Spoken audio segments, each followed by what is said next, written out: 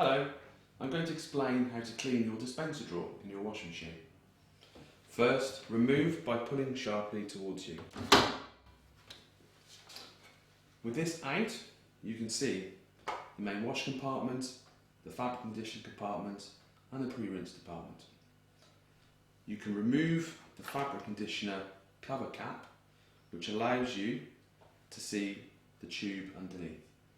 Make sure this is clear of any excess fabric conditioner, as well as the cap as well. To clean any of these parts, submerge them in warm water or run under the tap.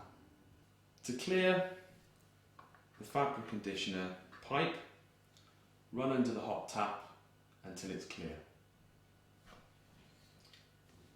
Place the fabric conditioner cover back on top. Locate the drawer back inside the guide and then close. This is all now clean.